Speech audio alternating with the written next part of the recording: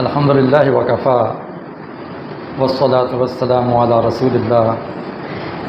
اما بعد اعوذ باللہ من الشیطان الرجیم بسم اللہ الرحمن الرحیم الرحمن علم القرآن خلق الانسان علمہ البیان۔ حضرات محترم، یہ بہت ہی سعادت کی گھڑیاں ہیں کہ ہمارے دو بچوں نے قرآن مجید کو اپنے سینے میں محفوظ کر لیا ہے۔ جب سے ہم نے شعبہ حفظ کا آغاز کیا اب تک ہمارے 5 طلبہ حافظ بن چکے ہیں۔ 5 سال ہو گئے ہیں اس شعبے کو قائم ہوئے۔ قرآن مجید ہمارے نظام تعلیم میں، دارالاسلام کے نظام تعلیم میں وہ حیثیت رکھتا ہے جو سورج کو باقی اجرام فلکی میں ہے، اور ہم سمجھتے ہیں کہ پوری ملت اسلامیہ میں جتنے بھی تعلیمی ادارے ہیں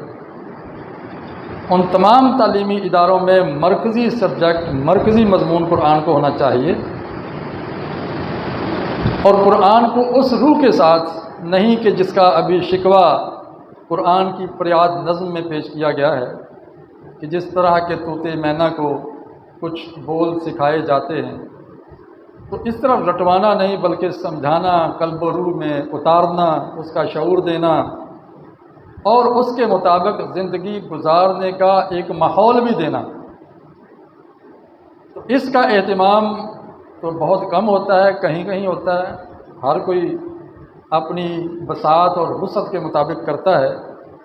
ہم کیسے کر رہے ہیں اس کی میں آپ کے سامنے وضاحت پیش کروں گا۔ جامعہ دارالاسلام میں جب سے یہ ادارہ قائم ہوا ہے 1999 میں، تب سے اب تک اس کے شیڈول میں فجر کے بعد پہلا پیریڈ قرآن کا ہوتا ہے اور مغرب کے بعد آخری پیریڈ قرآن کا ہوتا ہے، اور اس کے بیچ میں باقی مضامین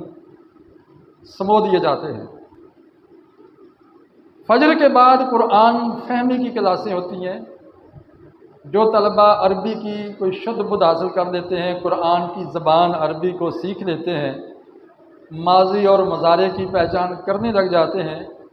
یہ عموماً یہ ہدف ہم 6ٹھی جماعت میں حاصل کرتے ہیں۔ 6ٹھی جماعت میں عربی لازمی مضمون کی حیثیت سے ہم پڑھانا شروع کرتے ہیں اور 10ویں تک یہ لازمی مضمون چلتا ہے۔ ہم فجر کے بعد 6ٹھی جماعت سے لے کر 10ویں تک قرآن کے ترجمے کی کلاس لیتے ہیں، اور جتنی کچھ گرامر بچوں نے پڑھی ہوتی ہے اس کا اجرا کرواتے ہیں، سیغے پوچھتے ہیں، اور اس کی جھلک انشاءاللہ آخر میں یہاں پیش ہوگی۔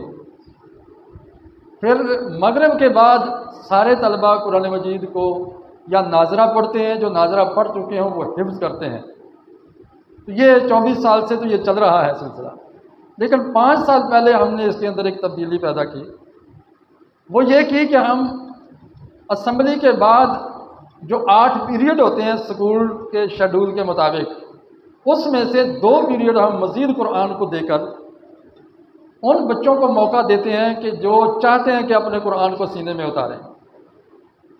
اور ان بچوں کو بھی موقع دیتے ہیں کہ جو نہیں چاہتے، اس ارادے سے آئے ہی نہیں تھے، وہ تو اسکول پڑھنے آئے تھے، نہ والدین چاہتے تھے، وہ تو اسکول پڑھانا چاہتے تھے۔ ہم نے مشورے سے اس حدیث کو سامنے رکھتے ہوئے بندوبست کیا کہ جس سینے میں قرآن کا کچھ بھی حصہ نہیں ہے وہ ویران گھر کی طرح ہے، تو کیوں نہ ان نونہال بچوں کو جو ہمارے پاس 7-8 سال رہتے ہیں، ان کے سینوں کو آباد کیا جائے، کچھ نہ کچھ تو یاد کرا دیا جائے۔ تو اللہ کا شکر ہے کہ 2 پیریڈ وہ اور صبح مساء کے 2 پیریڈ، 4 پیریڈ روزانہ بلا ناغہ ہمارے طلبہ قرآن مجید پڑھتے ہیں۔ 8ویں تک یہ بندوبست ہے۔ 9ویں میں جا کے ان کے 2 پیریڈ قرآن کے کم ہو جاتے ہیں۔ ہمارا یہ ہدف ہے، ہماری یہ کوشش ہے، ہم اس کا اہتمام کرنے کی کوشش کرتے ہیں کہ 8ویں تک بچہ حافظ قرآن ہو اور 10ویں تک بچہ عالم قرآن بھی ہو، قرآن کے مضامین کو سمجھتا ہو، اس کے الفاظ کو جانتا ہو۔ اس سسٹم کے تحت الحمدللہ اس کا نتیجہ ہم دیکھ رہے ہیں کہ ہمارے ان 2 بچوں نے اسکولنگ مکمل کی ہے، یعنی ایک بچہ 10ویں میں پہنچ گیا، ایک 8ویں میں ہے، اور ماشاءاللہ انہوں نے قرآن بھی حفظ کر لیا۔ یہ بہت بڑی سعادت کی بات ہے کہ سارے مضامین کو توجہ دینے کے بعد اس کے باوجود قرآن حفظ کر لیں، وگرنہ آپ جانتے ہیں جو حفظ کا انتظام ہے وہ 24 گھنٹے کے لیے ہوتا ہے، یعنی آپ حفظ کے مدارس کو دیکھیں تو وہ 12 گھنٹے وہ قرآن ہی پڑھتے ہیں، 10 گھنٹے دن بھر میں قرآن ہی پڑھتے ہیں، اور ان میں بھی نتائج مختلف ہیں، کوئی 2.5 سال میں حفظ کرتا ہے، کوئی 3 سال میں کرتا ہے، کوئی 5 سال میں کرتا ہے، کوئی 6 سال میں کرتا ہے۔ تو جس طرح کی مٹی ہے، جس طرح کی زرخیزی ہے، اسی حساب سے وہاں سے پھل پاد اگتے ہیں اور وہ پانی کو جذب کرتے ہیں اور فصلیں لہلاتی ہیں۔ یہ انسان تو زمین کی طرح ہے، انسان کا سینہ زمین کی طرح ہے، اگر یہ بنجر ہے تو اس سے خس و خاشاک اگیں گے، اور اگر یہ زرخیز ہے تو یہاں سے مفید پھل پاد نکلیں گے۔ اس لیے اللہ کا شکر ہے ہمارے یہ جو 2 بچے ہیں ان کا سینہ زرخیز ثابت ہوا، اور انشاءاللہ 2-4 ماہ کے بعد 2 مزید حافظ ہمارے تیار ہو جائیں گے، اور اس طرح کی محفل انشاءاللہ پھر ہم برپا کریں گے۔ گویا اس سال ہمارے 2 طلبہ اور حفظ قرآن کی تکمیل کے آخری مرحلے میں پہنچے ہوئے ہیں، اس پر ہم اللہ کا شکر ادا کرتے ہیں، والدین کو مبارکباد دیتے ہیں۔ اچھا، ایک چیز یہ ذہن میں رکھیں جو کہا گیا نا کہ طوطے مینا کی طرح رٹوانا، ہم چاہتے ہیں کہ صرف رٹا نہ ہو بلکہ اس کو سمجھیں۔ تو الحمدللہ 10ویں تک ہم عربی زبان، ایک ہے قرآن سے ترجمہ، بعض مدارس ایسے ہیں، اسلام آباد میں ایک ادارہ ہے، وہاں کا ایک طالب علم آیا، اس نے قرآن کو حفظ کیا ترجمے کے ساتھ، یعنی وہ قرآن کا ترجمہ، ہم نے اس کا ٹیسٹ لیا، اس بچے کو قرآن حفظ بھی تھا اور اس ہر آیت کا ترجمہ بھی وہ کر سکتے تھے، لیکن اس کی ایک کمی تھی، اس کو یہ نہیں پتا تھا کہ اس لفظ کا یہ میں ترجمہ کیوں کر رہا ہوں، اس کا بنتا بھی ہے یا نہیں بنتا ہے، یعنی اگر کہیں ترجمہ درست بھی کر رہا ہے تو اس کے بعد دلیل نہیں ہے کہ یہ ترجمہ اس کا بنتا کیوں ہے۔ ہم وہ دلیل اس ادارے میں فراہم کرتے ہیں، اور اس کی دلیل قرآن مجید کی عربی کی گرامر ہے کہ فعل کا ترجمہ یہاں ماضی کا زمانہ کیوں ہے، یہاں مستقبل میں کیوں ترجمہ ہوگا، یہاں یہ حرف شرط کا معنی کیوں دے رہا ہے، یہاں اس میں موصولہ کا کیوں دے رہا ہے، یہاں استفہام کا معنی کیوں دے رہا ہے، اس کا سیاق و سباق، اس کی گرامر، اس میں ایک ایک لفظ اور اسم کی قسمیں اور فعل کی قسمیں، اس میں کیا رد و بدل ہوتے ہیں، یہ ساری چیزیں الحمدللہ دلیل کے ساتھ بچہ سمجھتا ہے، اور ہمارا یہ عاجزانہ دعویٰ ہے کہ الحمدللہ 50-60% قرآن کو یہ بچے سمجھنے کے اہل ہو چکے ہوتے ہیں۔ اگر یہ آگے جاری رکھیں یعنی ایف اے تک، تو انشاءاللہ یہ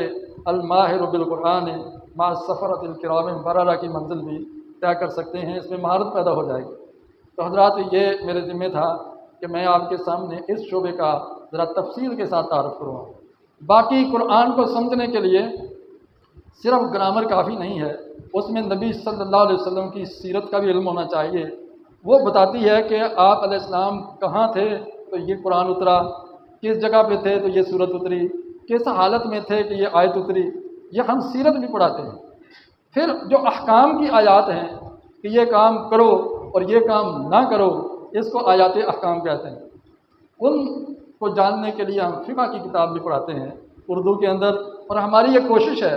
کہ بچہ ادھر میٹرک کرے، ادھر درجہ ثانیہ درس نظامی کا امتحان دینے کے بھی اہل ہو، اور الحمدللہ اس اہل ہوئے ہیں، ہمارے بچوں نے امتحان دیا اور اعلیٰ نمبروں میں کامیابی حاصل کی، اور گویا کہ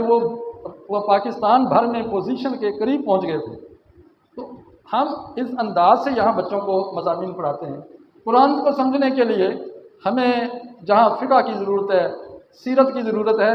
اس کے لیے ہمیں اسلامی کتابیں، خاص طور پر ان لوگوں کی کتابیں جنہوں نے اسلام کا ایک جامع تصور پیش کیا، دین کا صحیح مفہوم سامنے رکھا ہے۔ میری مراد سید ابوالعلا مودودی رحمہ اللہ، پوری دنیا جانتی ہے، اپنے پرائے سارے جانتے ہیں کہ جو ترجمانی سید مودودی رحمۃ اللہ علیہ نے کی ہے، کسی اور عالم کو یہ نصیب نہیں ہوا بر صغیر کے اندر، اور پہلا شاہ فیصل ایوارڈ جس بندے کو ملا ہے وہ سید مودودی رحمہ اللہ، وہ اس بیس پہ۔ تو ہم ان کی کتابیں کوشش کرتے ہیں کہ صفحہ بہ صفحہ، پیرا بہ پیرا، لفظ بہ لفظ پڑھائیں جتنی ہو سکے، اور اسلامیات کے پیریڈ میں اس کا بندوبست ہوتا ہے۔ دین کو اگر کوئی سمجھنا چاہتا ہے کہ دین کیا چاہتا ہے، دین ہے کیا، اور مسلمان کہتے کس کو ہیں، تو میں دعوت دوں گا کہ اپنے اداروں کے اندر، اپنے گھروں کے اندر سید ابوالعلا مودودی رحمۃ اللہ علیہ کی کتابیں پڑھنے کا ماحول پیدا کریں۔ حضرات، یہ تھی چند گزارشات قرآن فہمی کے لیے، قرآن کو حفظ کے لیے، اور اس کی تجوید اور ناظرہ کے لیے یہاں بندوبست مکمل سکولنگ کے ساتھ ہے، اور یہاں پہ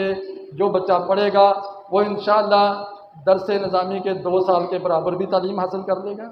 اور اگر ایف اے ہمارے پاس کرے گا تو خاصہ کر کے جائے گا انشاءاللہ۔ اور آگے ہم اہتمام کر رہے ہیں کہ ہمارے بچے باقاعدہ رابطۃ المدارس کے ساتھ ملحق ہو کر امتحان دیں۔ اللہ تعالی ہمارے لیے آسانیاں پیدا فرمائے۔ وآخر دعوانا ان الحمد للہ رب العالمین۔